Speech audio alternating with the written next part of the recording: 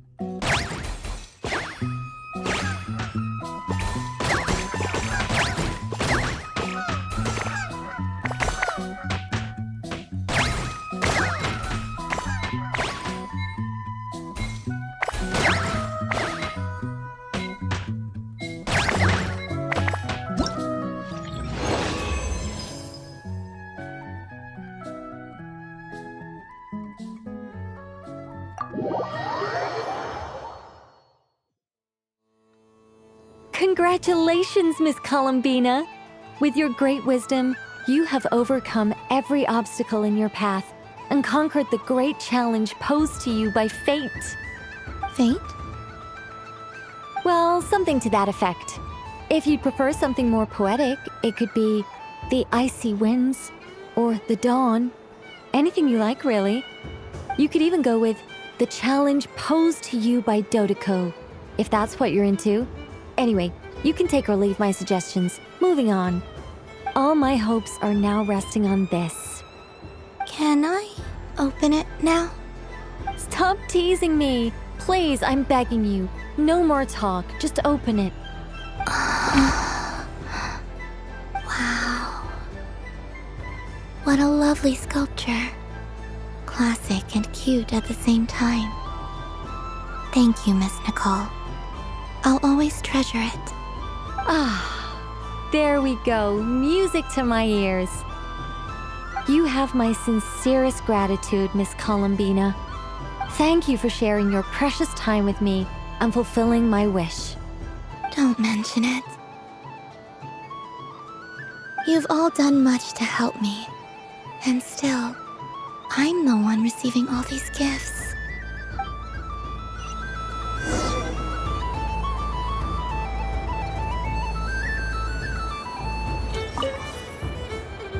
A soft and furry creature that bounces and jumps.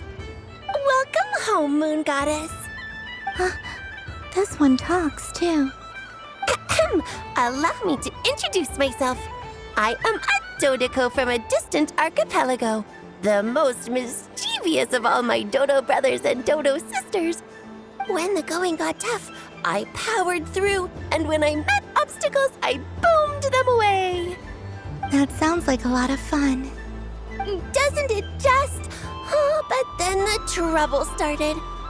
Recently, I found a lovely beach, the same beautiful jelly color as my hometown, and so I dove in to have a look, only to find it overgrown with seagrass and nasty little spiky fish everywhere, looking to turn me into a Dodoko kebab. I made it back to shore by the skin of my teeth, but my tail was sorely hurt. Couldn't you just boom them away? Oh, I wanted to, believe me. But I've heard that you, Moon Goddess, can understand animal speech. The last thing I wanted was to cause a gigantic fuss and get taken to court by a school of spiky fish. I'd be driven out of these waters for good, and my winter holiday would be ruined. And so, dear Moon Goddess, I was wondering if you might lend me your allegiance. Are you roping me into a crime? Oh, let's call it a once-in-a-lifetime carefree adventure. Does that sound better? All the festival goers tonight are dressed up as the Moon Goddess. But there's nothing to say that the Moon Goddess can't disguise herself as a Dodoko, is there? Besides, this is your home. You should be free to be whoever you wish. I'm afraid I'm not well acquainted with Dodokos, Madam Mage. Oh, that's quite all right. We Dodokos are innocent, happy creatures with a free-spirited nature.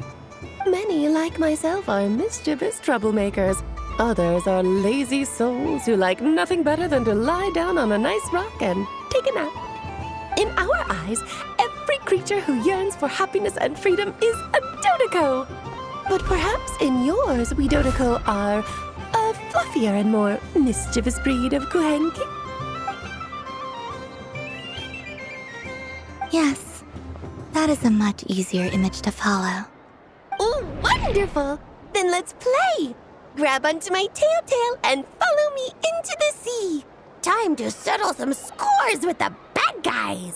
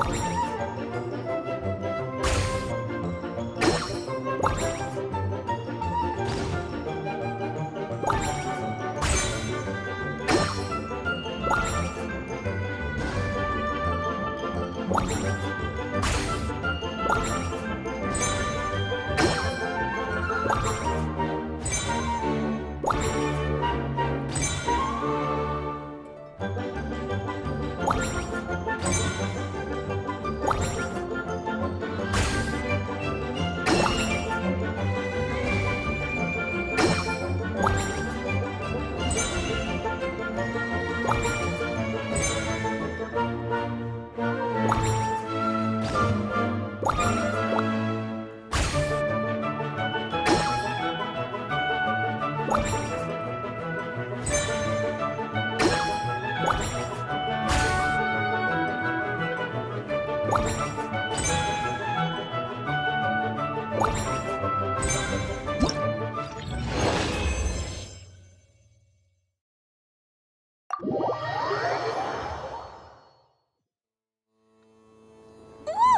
a remarkable talent! So, what do you make of it? The use of Jumpy Dumpties doesn't come as naturally to me as Kuvaki, but their unpredictability makes it fun. I think they call this novelty. Indeed! And how did it feel blowing those pesky nuisances away? Not bad. Any guilt? What do you mean? Oh, wonderful! Lovely answers to all 3 questions. You've passed the safety test. Now I can give this special bomb to you as a souvenir. Remember, if you find any meanies living on the moon, you can use this to boom them into oblivion. I will.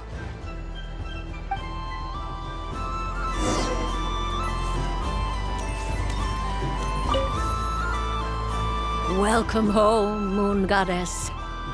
Oh, you're the genuine article. Alice was right. This moon prayer night was worth watching after all. Another one that talks. Greetings. Pleased to make your acquaintance. I am the Hexenzirkel member they call B. Barbeloth Trismegistus.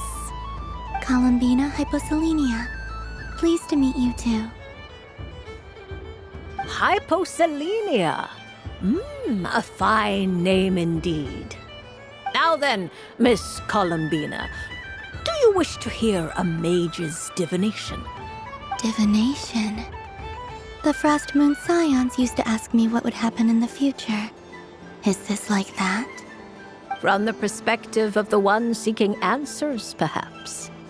As you look to your journey ahead, if you seek to understand the unknown, resolve your doubts, and soothe the confusion in your heart, divination could be for you. The unknowns on my journey. Of course, if one wishes to peer into fate, then hydromancy is the more precise option. But that is a complex affair, and to relegate that majestic art to the status of a festive amusement would seem somewhat uncouth. Besides, it is sometimes better to not know fate with great certainty.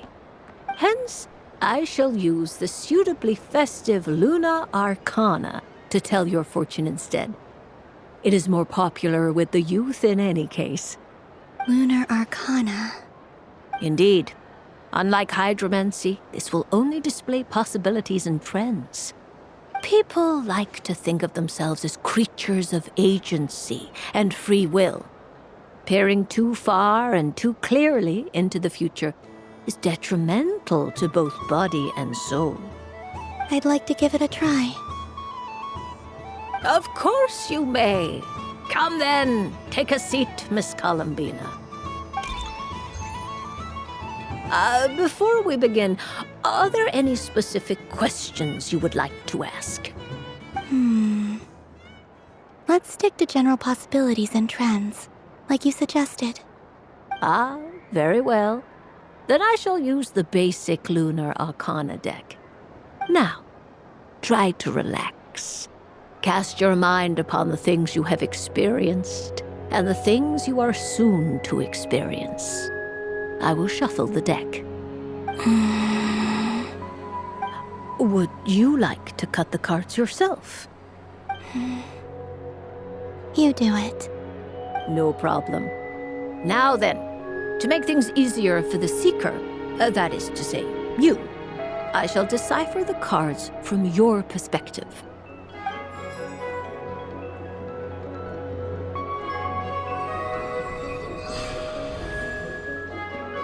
Please, draw the first Lunar Arcana. This represents destiny and is the foundation for the divination as a whole.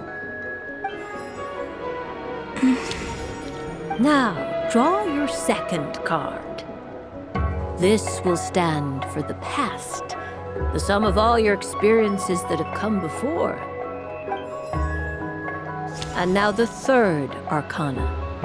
This is the present, your interpretation of the current moment. Finally, the last card. This shall speak of the future, which... Oh, Kuvaki Pulse? fascinating. I've never encountered this before in my role as a diviner.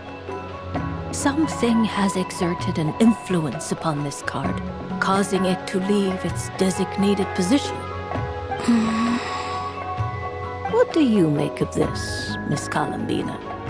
Perhaps this is the guiding hand of fate in action.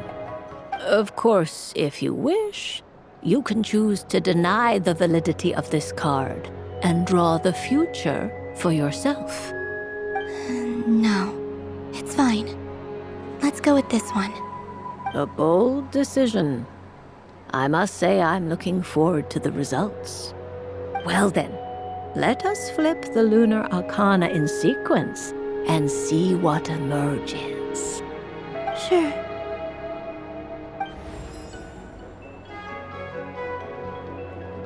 First, destiny. No surprises here. The card that represents yours is the moon. The moon. Indeed. The moon can represent the truth at some times, but deception at others. False peace, destructive calamity, and the world-changing power that lies within. When the moon is placed on the destiny tile, it indicates that your destiny is not what it may appear on the surface. Instead, it may yet have a hidden side. It symbolizes a journey through the fog, fraught with uncertainty and deception, where one must face inner challenges head-on. I don't understand. Patience, my dear. This is but the first card, which serves as a basis for the interpretations that follow. Our divination will only grow clearer from here on out. Now then, flip the second card, the one that speaks for the past.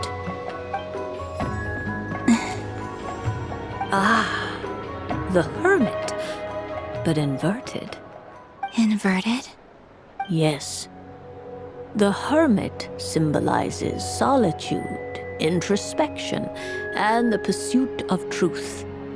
When inverted, it represents isolation, truth out of reach, and a path that leads one astray. Combined with the moon as one's destiny, the Hermit inverted represents a choice you made to stand alone in the past. It was a choice made not out of fear or arrogance, but for reasons that others could not perceive. You fumbled through the darkness without a guide, but you did not find your way. Rather, you went astray. More than once, it would seem. Is this about how I became Kutar despite not wishing to become a god? And how I joined the Fatui because I yearned for a place to belong? I suspect only you know the answer to this question. All is not lost. The past is in the past, and so it shall remain. Shall we look into the present now? Oh my. The Lovers. One of the most interesting Luna Arcana. What does this one mean?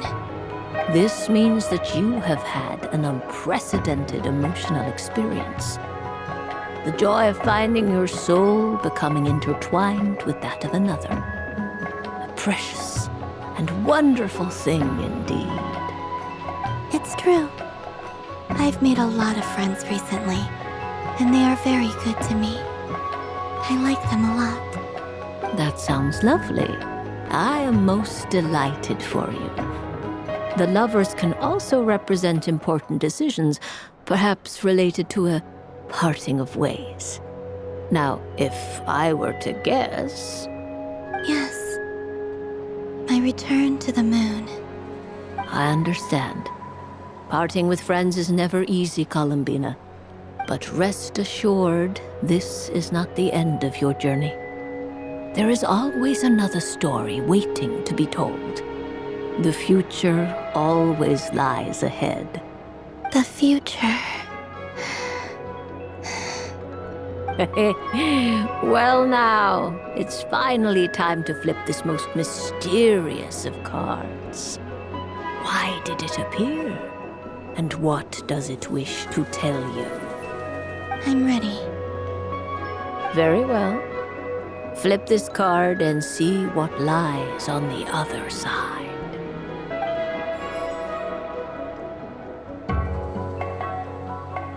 Oh, Miss Barbeloth? What is it?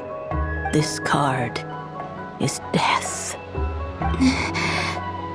That doesn't sound very good. It depends on how we interpret it. It is true that it can represent an agonizing death, a complete and utter end, but at the same time, it can also represent rebirth. Do not forget that your destiny card is the moon. That lends your future many different potential meanings. If death spells the end, is it unavoidable? As I have said, divination can only display general trends. It is a rough guide, but it does not show predetermined outcomes. Allow me to summarize it for you. In the past, you may have lost your way, but now you have gained new connections and new strength. You now face an important decision, one that may bring about a great change in what is yet to be. This change might, in turn, be the end of all things, or their beginning. But remember, everything is subject to change because of the moon present in your destiny. You must see the truth clearly and face your innermost thoughts. The truth. My innermost thoughts. Thank you, Miss Barbeloth. Don't mention it. Some people dislike divinations, for fear of glimpsing an ending to their story that they wish was not so. But I can see that you're different. The result of this divination will not sway your decision. This is a rare quality, and one that diviners always hope to see in the seeker. We are here merely to guide, not to exert undue influence. I understand. Go then and illuminate your future, Miss Columbina. The moonlight that shines from you now is most captivating.